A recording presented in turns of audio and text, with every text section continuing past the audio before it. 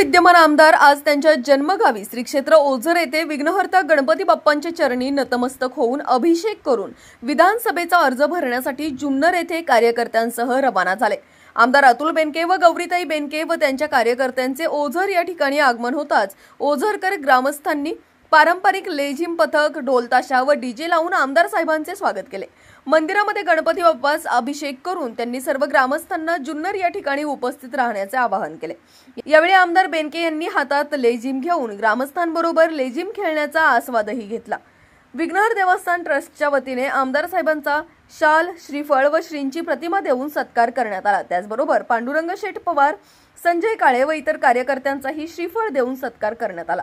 यावेळी ओझरची कन्या कुमारी अंगारकी मांडे हिच्या स्वलिखित अंतरंग या पुस्तकाचा प्रकाशन सोहळा आमदार बेनके यांच्या हस्ते संपन्न झाला।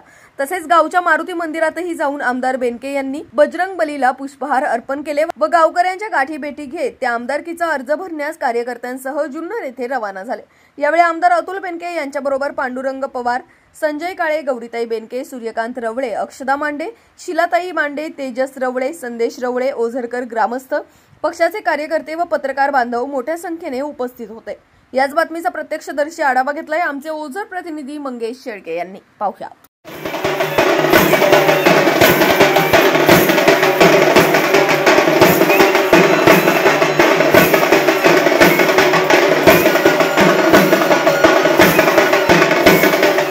आदरणीय काळे साहेब, आदरणीय पवार साहेब, आपल्या देवस्थानचे अध्यक्ष आदरणीय बाळासाहेब, सूर्यकांत रवळे, गणपतराव, सर्वच विश्वस्त उपस्थित माझे सर्व गाव आले।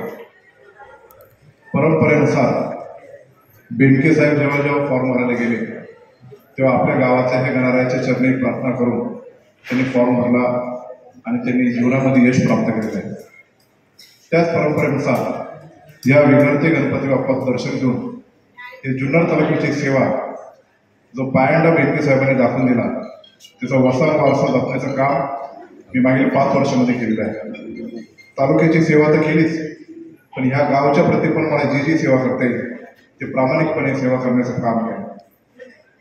प्रत्येक गावात 2 गट असतील, 2 पक्ष असतात, पण कुठला भेदभाव न ठेवता मला जे काही करता येईल ते प्रामाणिकपणे केलेलं आहे। आज मी माझ्या गावच्या सर्व लोकांचं दर्शन घेऊन, गणपती बाप्पाचं दर्शन घेऊन उमेदवारी अर्ज भरण्यासाठी जात आहे।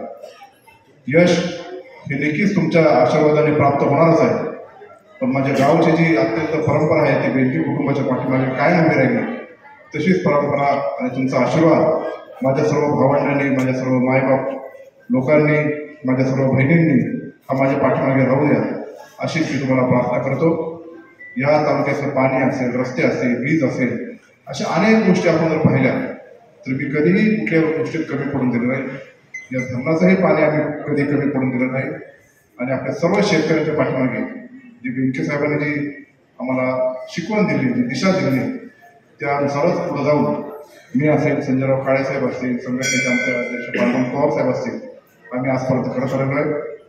तुम्ही सर्वांनी जे माझं स्वागत केलं, पारंपरिक आपल्या गावचं भूषण हे लेझिम पथकाने तुम्ही सर्वांनी माझं स्वागत केलं, त्याच्यामध्ये सहभाग होण्याचा आनंद मिळाला।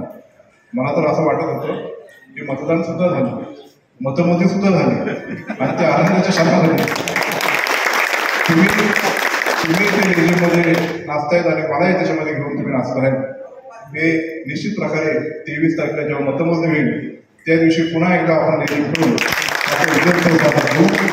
मी गणरायाच्या चरणी हीच प्रार्थना करतो की आमच्या जुन्नर तालुक्याच्या शेतकऱ्यांच्या पाठीमागे तुझा भरभरून आशीर्वाद राहू दे, म्हणजे जुन्नर तालुक्याच्या आम नागरिकांच्या प्रपंच, कुटुंब, लेकरबाळ, आमची शेतीवाडी ही चांगली फळू दे आणि एक चांगल्या प्रकारचे जीवनमान आमच्या तालुक्याच्या लोकांना उमटू दे। देवस्थानच्या अध्यक्षाने तुम्ही सर्वांनी माझा सन्मान केला, माझ्या सहकार्याचा सन्मान केला, त्याच्याबद्दल आभार मानतो आणि फॉर्म भरण्यासाठी पुढे जात तर आहे, पण आपणही सर्वजण बहुसंख्येने जुन्नरला धन्यवाद देते साधारण 10:30 वाजेपर्यंत यावं अशी मी आपल्याला नम्रतेची विनंती करतो आणि माझे 2 शब्द संपवतो। जय हिंद, जय महाराष्ट्र, जय शिवराय।